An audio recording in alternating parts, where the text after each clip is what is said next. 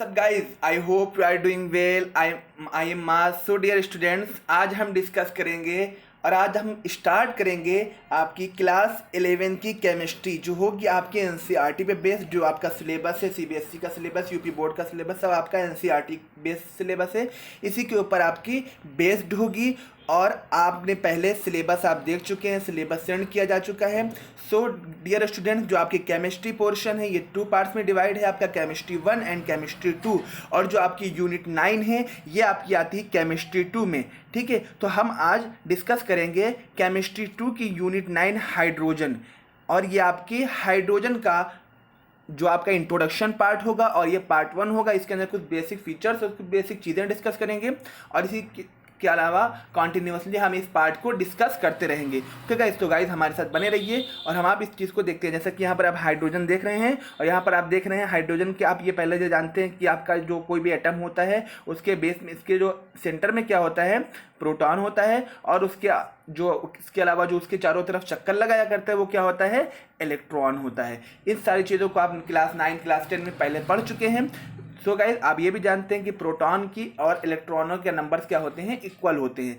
ठीक है गाइस, तो चलिए हम आगे डिस्कस करते हैं हाइड्रोजन को।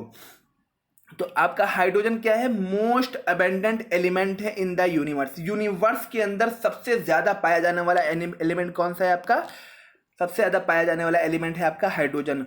और जो आपका सरफेस है, सरफेस ऑफ ग्लोब है, मतलब ये जो आपकी पृथ्वी अर्थ है, इसके ऊपर 3rd नंबर पर आता है।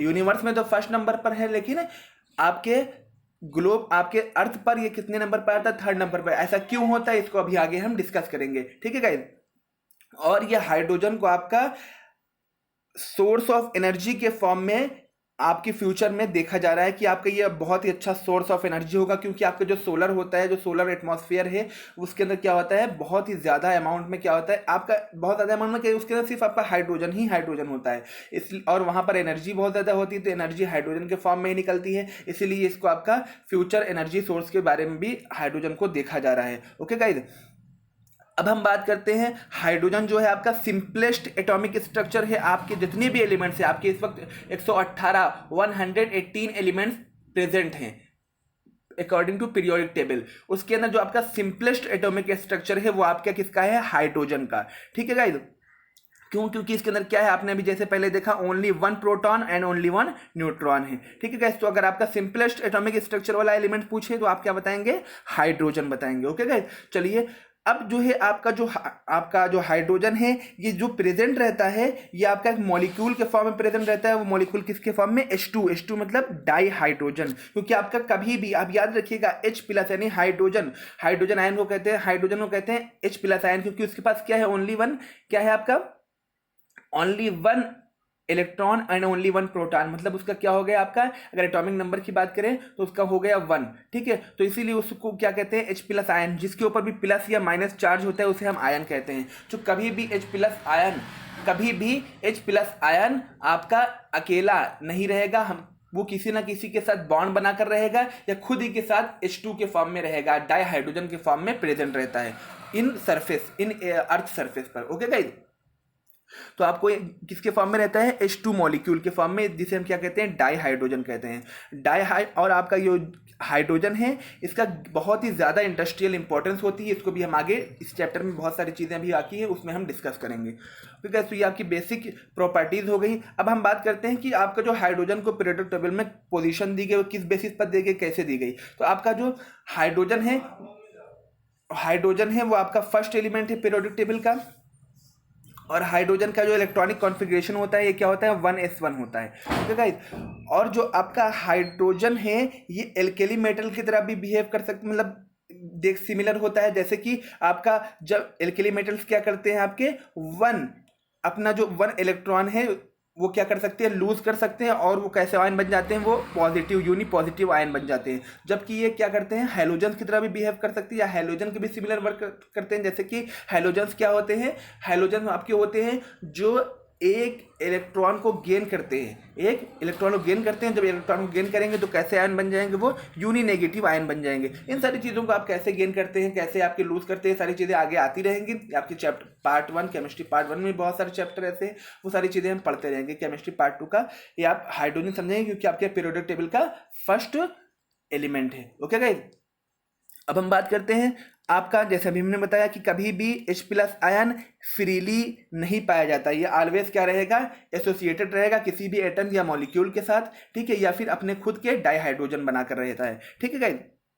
और इसी की इस यूनिक बिहेवियर की वजह से इसको पीरियोडिक टेबल में सबसे सेपरेटली यानी सबसे अलग रखा गया है, ठीक है गाइस। जैसे यहाँ पर आप देख सकते हैं ये आपकी पीरियोडिक टेबल है, आपने क्लास 9 में इसको पढ़ा होगा, तो आपकी ये देख रहे हैं यहाँ पर इसको क्लास 9 में पढ़ा होगा, क्लास 10 में पढ़ा होगा, ठीक है गाइस। तो यहाँ पर आप देख रहे हैं हाइड्रोजन क्या है, पहला एलिमेंट है आपका, और इसको सबसे अलग रखा गया है, ठीक, यहाँ पर आप देख सकते हैं।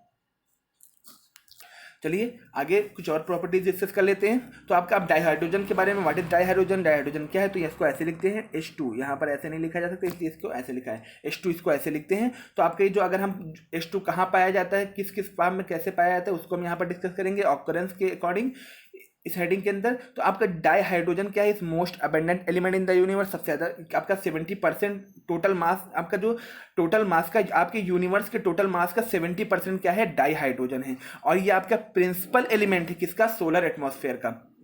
और आपके जो बड़े आपके प्लेनेट हैं जैसे जुपिटर हो गया, सेट्रम हो गया, सेचून हो गया, ये क्या होते हैं आपके सबसे ज़्यादा, इसमें ज़्यादातर क्या होता है, हाइड्रोजन ही होता है, ठीक है। अब अगर हम बात करें जो है आपका अर्थ एटमॉस्फेयर में, इसका क्या होता है, जो नेचर होता है बहुत ही लाइट होता है, इसीलिए यहाँ पर आपका ओनली 0.15% किस पाया जाता है आपके टोटल मास का, ठीक है।